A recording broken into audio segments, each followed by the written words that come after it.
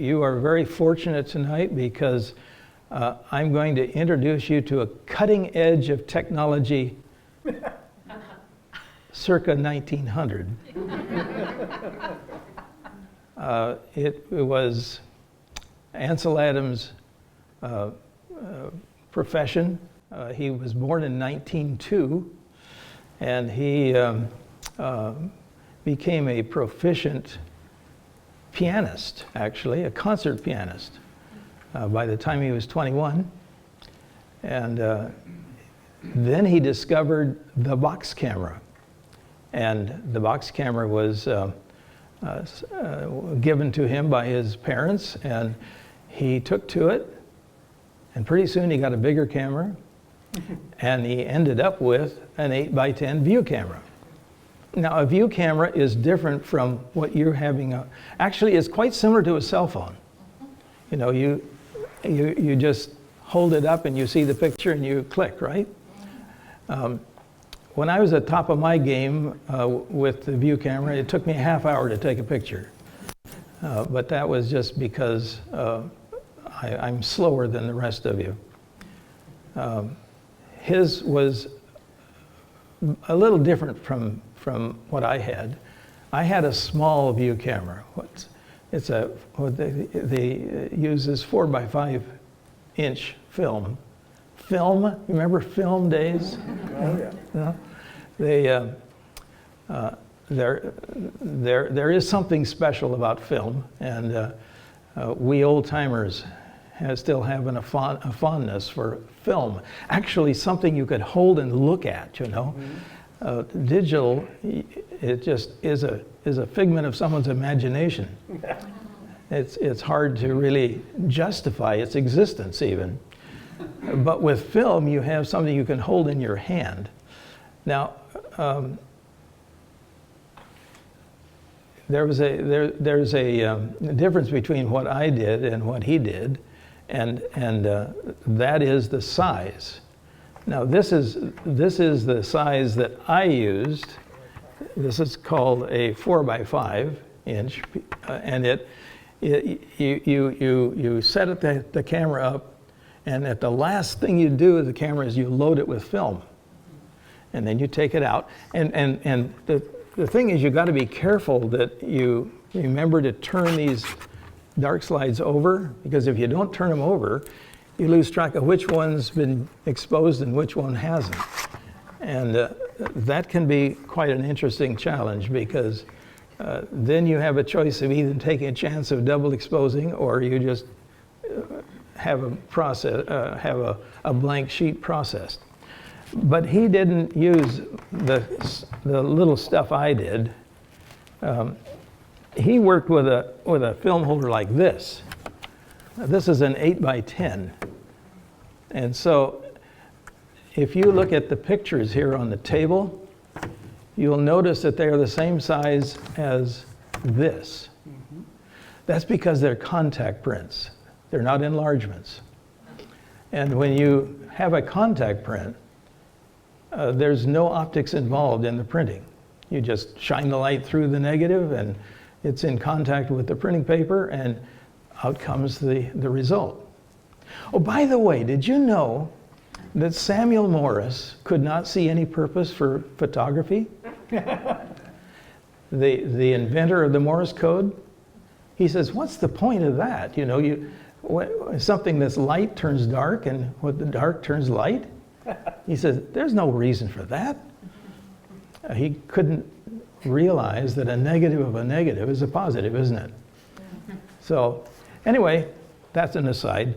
But this piece of film would serve you well, because you could make a 8x10 print from it. And so these prints up here, which you're welcome to come up and take a look at, are extremely sharp because there's no enlargement. It's just the original negative laid next to a piece of printing paper. And then no grain? Yeah, no grain.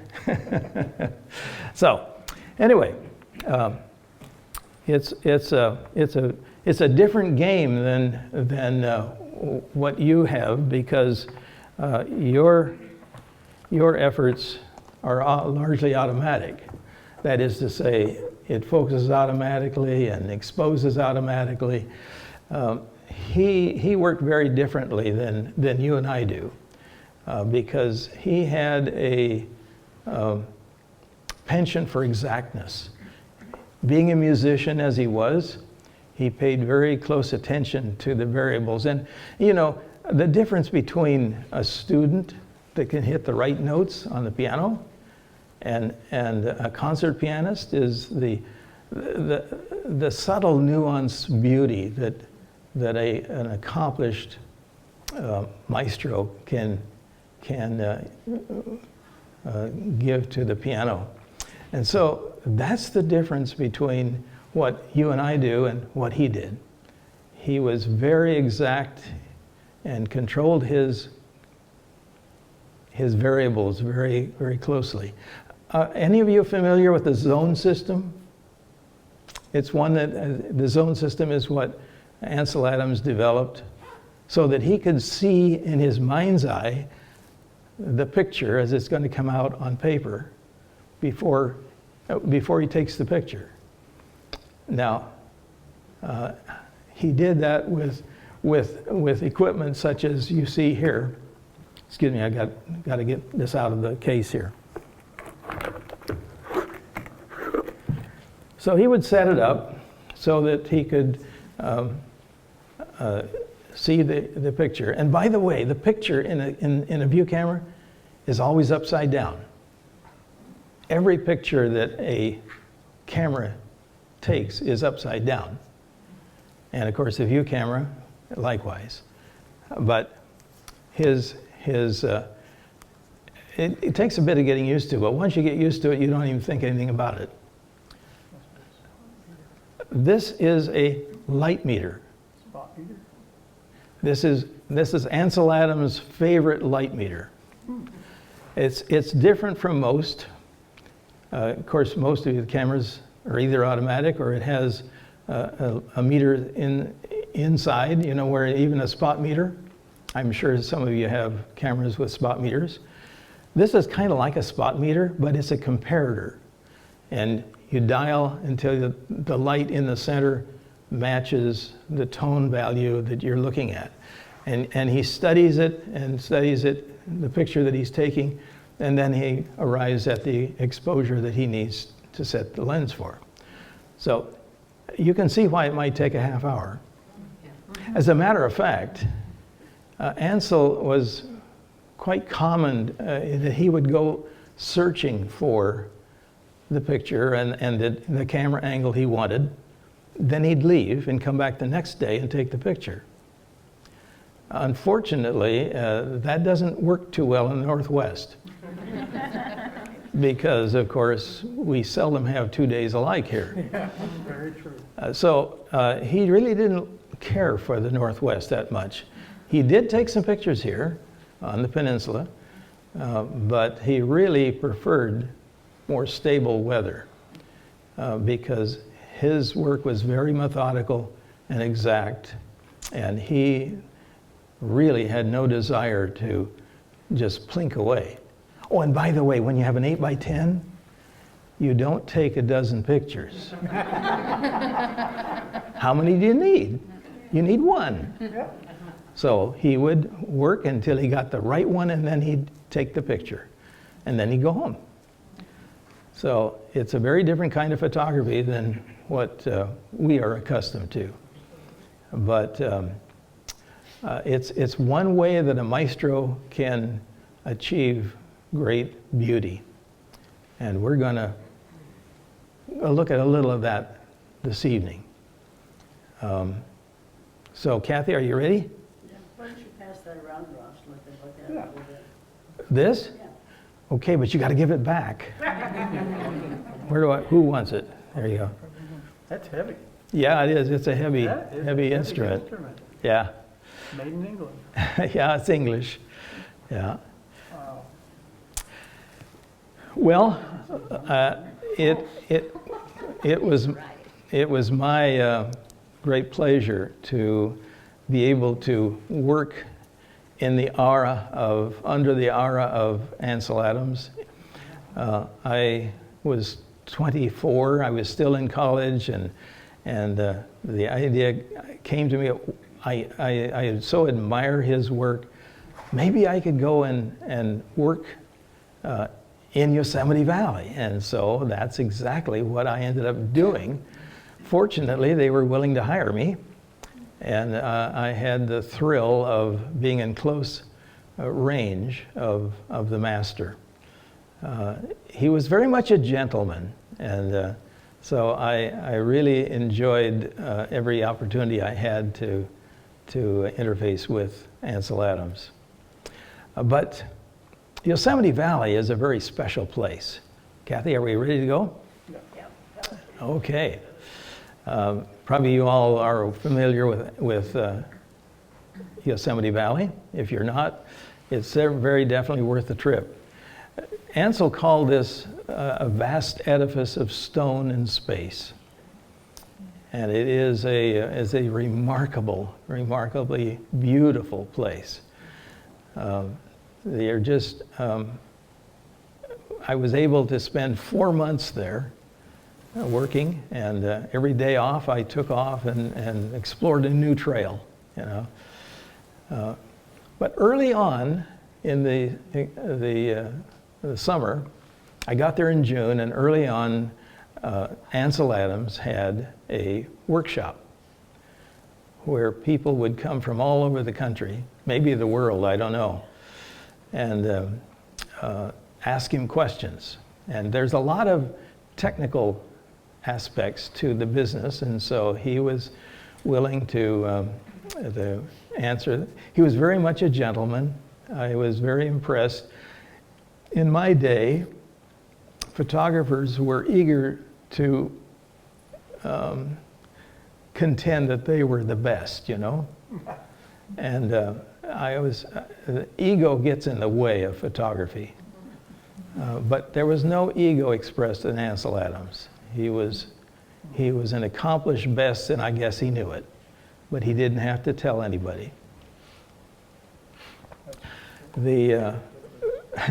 I well remember, I was able to take in a couple of the sessions in the workshop, and here I was just surrounded by a forest of 8x10 view cameras.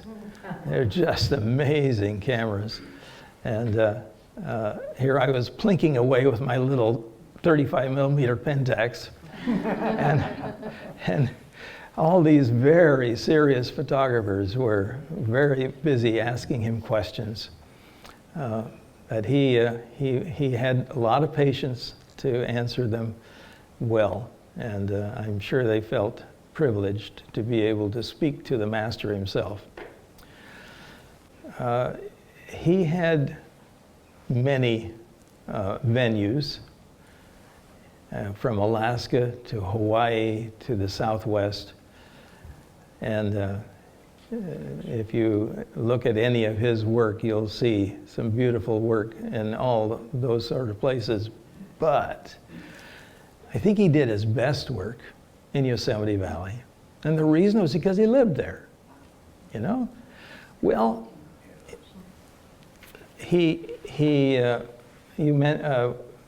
one of you mentioned the fact that you went to Ansel Adams Gallery there in the valley. It was the best studio in the early days when I was there, and it was run by the father of Virginia Adams, who was Virginia Best originally, and Virginia and Ansel found each other and got married, and when I was there in 1966, they were living in a home behind the studio there. And when Virginia discovered that I was really interested in photography, she invited me into their home and let me see some of his early work, which was quite different from what you expected to see on gallery walls now. But It was very interesting, and Virginia really did sort of take me under her wing. She saw that, of course, we were open 7 days a week, but she saw that I had time to get off to go to church, and I was very grateful for that. Anyway, the pictures that he's taken have been just timeless in their expression, shall I say. By the way, he never spoke of them as images. They were statements, because they were as surely a communication of a thought as a good word or a good paragraph, you know. He really considered them a means of communication. And these pictures have become iconic, you know, in the realm of landscape photography. Extremely sharp, because of course they were taken with an 8x10,